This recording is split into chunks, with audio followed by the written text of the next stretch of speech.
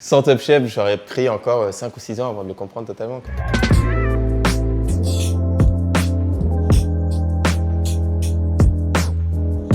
Je vois ton plat, je l'ai en tête, hein. Je trouve ça génial.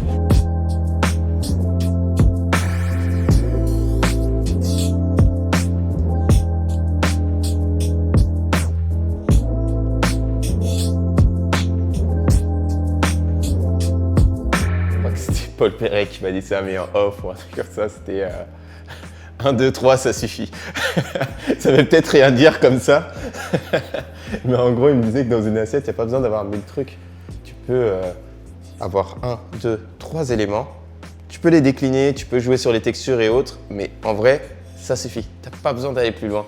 Et ces éléments, justement, c'est l'effet de se dire, je me bloque sur ces 3 éléments qui stimulent la créativité et se dire, ouais, voilà, j'ai une courgette, je peux pas aller plus loin qu'une courgette, bah là, à ce moment-là, on va se dire, ouais, je l'infuse, je la cuis de telle manière, je la décline. En fait, c'est se mettre dans une condition qui stimule la créativité, en fait. C'est se mettre en handicap, mais pour pouvoir derrière trouver les ressources à cet handicap. Maurice, je trouve ça super intéressant, quoi. Sur une première journée de Top Chef, c'est la première fois qu'on a une audace et une prise de risque aussi grosse. En vrai, on progresse pas techniquement dans Top Chef parce qu'on fait des choses qu'on sait déjà faire. J'utilise pas du coup de technique que j'ai appris à Top Chef, mais c'est comme s'il y avait un déblocage psychologique où je me suis dit, ah, j'ai compris quelque chose.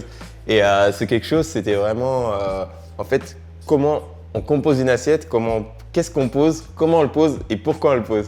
Jusqu'ici, c'est avant d'arriver à Top Chef, je faisais plusieurs préparations qui étaient bonnes. Je pensais, j'avais déjà une idée de mon plat, mais au moment de rester dans l'assiette, bah, je restais comme ça venait, mais je pensais pas forcément à me dire, tiens, le condiment citron, si je le mets à tel endroit, si je mets telle quantité, ça va balancer avec l'autre et ainsi de suite. Et c'est vraiment cette partie qui, moi, s'est débloquée pour moi. Et maintenant, quand je dresse une assiette, on me dit toujours, ok, il faut que ça soit harmonieux, il faut que ça soit joli, mais il faut penser à l'équilibre et la proportion des goûts et de ce qu'on met dans l'assiette. Et ça, c'est...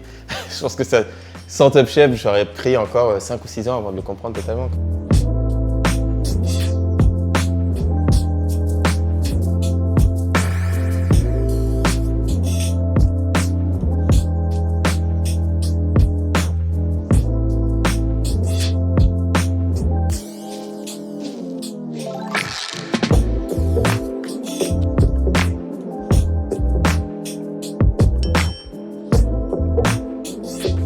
Pour dire, le groupe vit bien, toujours.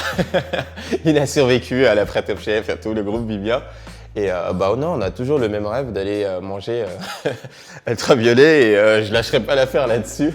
C'est même pas un plat que je goûtais, moi c'est vraiment déjà rentrer, m'asseoir dans cette pièce qui est totalement immersive, cette table et tout. Donc c'est vraiment, plus qu'un plat, c'est l'expérience que je voudrais découvrir tout de suite.